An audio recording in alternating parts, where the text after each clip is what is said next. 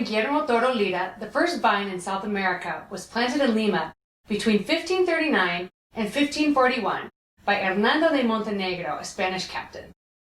It was the Listan Prieto variety, which is now known in Peru as Negra Criolla, a red grape that is believed to have originated from the Castilla-La Mancha region in Spain. Spanish colonists then made the first wine in 1551, making Peru the first wine-producing region in South America. In this lesson, you will learn more about this part of Peru's history. When the first wine was made in 1551, it marked the beginning of a new enological era in the New World.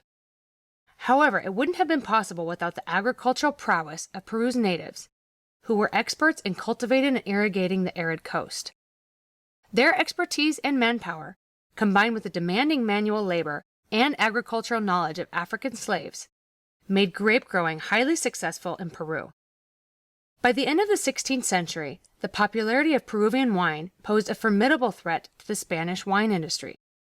In an attempt to hinder wine production in Peru, Spanish royalty imposed high taxes, banned Peruvian wine in their colonies, and prohibited the planting of new vines in Peru.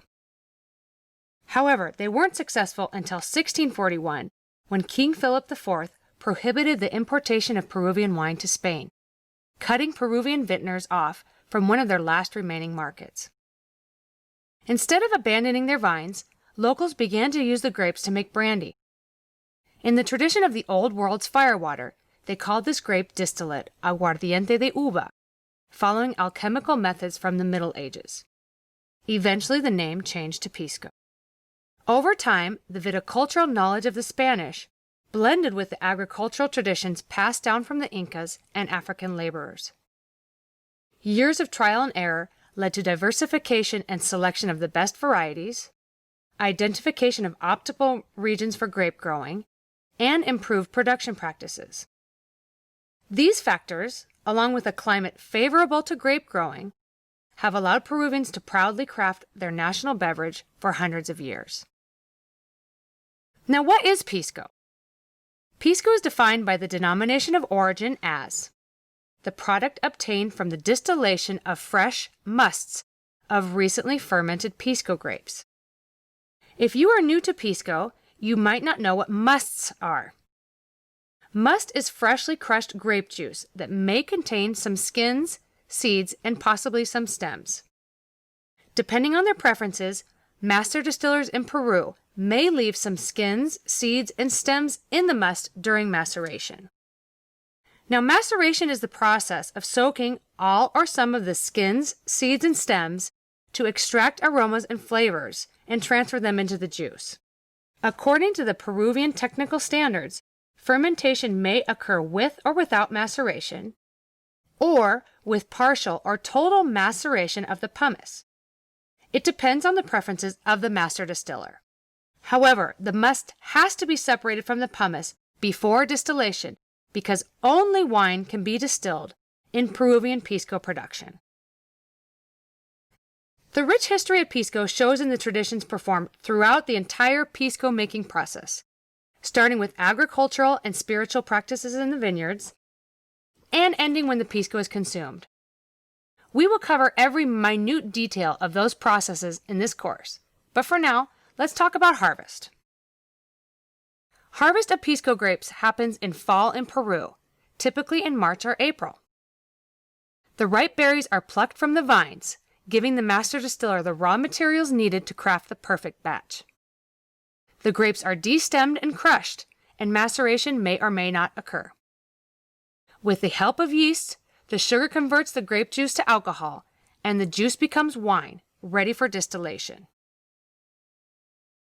Making Pisco is a demonstration of the craft, skill, and scientific knowledge of the distiller.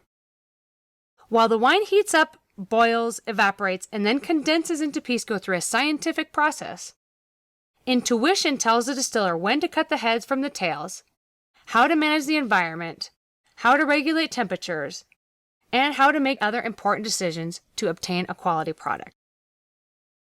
Once distillation has converted the wine to Pisco, the brandy must rest a minimum of 3 months in neutral vessels, such as stainless steel or fiberglass.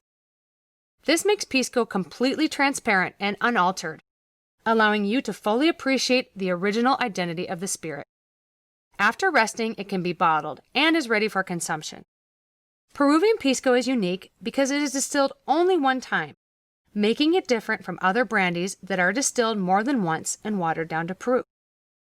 That means a master distiller has only one chance to craft an exceptional Pisco at the desired Peru. However, the ABV must be between 38 and 48%, according to the denomination of origin in Peru. Since nothing is added to Peruvian Pisco, that means there's only one ingredient in the bottle, and that is grapes. So just how many grapes are in one bottle? On average, there are an incredible 7.5 kilos, that's 16.5 pounds, packed in one bottle of puro or acholado, the most common types of Pisco. On your screen, you can see how that compares to wine and Mosto Verde Piscos. Next time you go to the grocery store, try to buy 16.5 pounds of grapes, and you will get an idea of just how many that is. In this brief overview of Pisco, you may have heard some new vocabulary words like acholado, puro, and Mosto Verde. In the next lesson, Canny will discuss the meanings of those words. But before moving on to Lesson 2, you must complete the activity for Lesson 1 by clicking below this video. Thank you so much for joining me today.